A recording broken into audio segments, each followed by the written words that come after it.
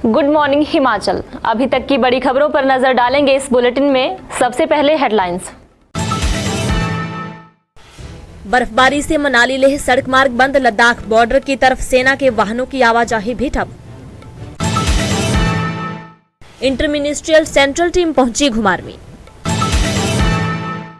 मंडी में कर्मचारियों ने निकाली कलश यात्रा। 20 साल बाद भूगर्भ से बाहर निकलेगी टीबीएम मशीन। और अब खबरें विस्तार से।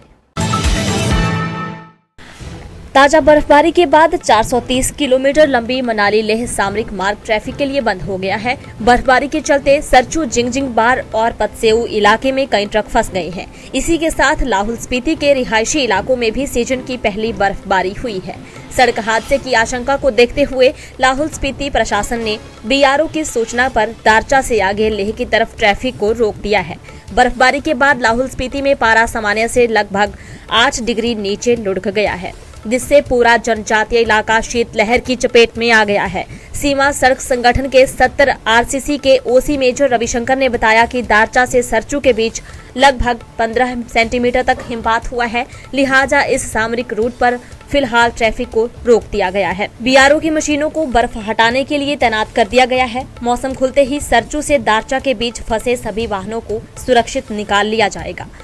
मनाली लेह सड़क मार्ग बंद होने से लद्दाख बॉर्डर की तरफ सेना के वाहनों की आवाजाही भी बंद हो गई है। हालांकि अटल टनल होकर केलोंग मनाली के बीच ट्रैफिक जारी है। जिला बिलासपुर में भारी बारिश से हुए नुकसान का जायजा लेने के लिए केंद्रीय inter ministerial central team Ghumarwin पहुंची। उन्होंने घुमारवीं के साथ कोठी पंचायत के पनियाला गांव में दौरा कर नुकसान का जायजा लिया। निदेशक एवं विशेष सचिव राजस्व दुनीचंद राणा ने बताया कि प्रदेश सरकार द्वारा केंद्र सरकार को भेजे मेमोरेंडम के तहत राष्ट्रीय आपदा रिस्पांस फंड के अंतर्गत मांगी गई सहायता के लिए नुकसान का आकलन करने के लिए केंद्र से आई टीम का यह दूसरा दौरा है। इनके द्वारा नुकसान का आकलन करने के उपरांत केंद्र से सहायता मिलने की संभावना है। टीम द्वारा विस्तृत नुकसान का जायजा लिया गया।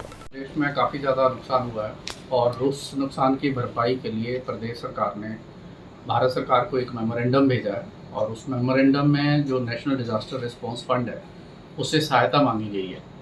और उस मेमोरेंडम के बेस पे एक inter ministerial central team visit किया है। उसमें पूरे प्रदेश में 2 टीम्स थी। एक टीम जो है वो कांगड़ा और मंडी और बिलासपुर में उन्होंने दौरा किया और दूसरी टीम ने सिरमौर और सोलन में दौरा किया।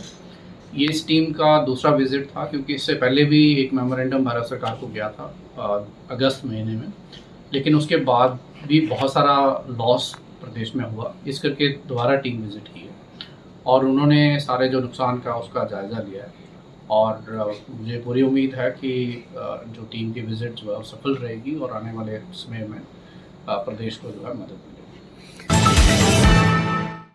डाक विभाग मंडी द्वारा अमृत महोत्सव के दौरान चलाए गए मेरी माटी मेरा देश अभियान के तहत आज मंडी शहर में अमृत कलश यात्रा निकाली गई। बता दें कि पूरे देश में मेरी माटी मेरा देश अभियान के तहत यह कलश यात्रा निकाली जा रही है। इस अभियान के अंतर्गत भिन्न भिन्न स्थानों की माटी कलश में एकत्रित की जा रही है। डाक विभाग मंडी के पोस्ट मास्टर चमन कुमार ने बताया कि इस अभियान के तहत डाक विभाग मंडी के कर्मचारियों ने कलश यात्रा निकाली, जिसमें सभी कर्मचारियों ने भाग लिया। उन्होंने बताया कि सभी कर्मचारियों ने मिलकर इस कलश यात्रा में मंडी शहर के विभिन्न स्थानों से माटी एकत्रित की और अब इस कलश को दिल्ली अमृत महोत्सव वाटिका के लिए भेजा जाएगा। जो हमारा 75 साल का आज़ादी का अमृत उत्सव मनाया जा रहा है, इसके उपलक्ष्य में मेरा माटी मेरा देश जो कैंपेन चला हुआ है, उसके तहत आज हमने यहाँ पर मंडी मुख्य डाकघर में अमृत कलश यात्रा का आयोजन किया। जैसी हमें गाइडलाइंस थी उसके तहत मेरे सभी एचओ के सभी कर्मचारियों ने भाग लिया और इसमें हमने यहाँ मंडी एचओ से शेरी मंच तक ये यात्रा का आयोजन किया।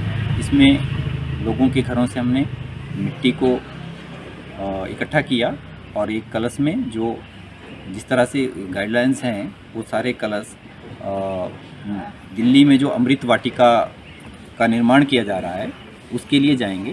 जैसा कि माननीय प्रधानमंत्री जी का दिशा निर्देश है कि 7500 कलश उसमें कलेक्ट किए जाएंगे और उनमें पौधों के साथ वो वहाँ पर भेजे जाएंगे और वहाँ पर उनका निर्माण किया जाएगा।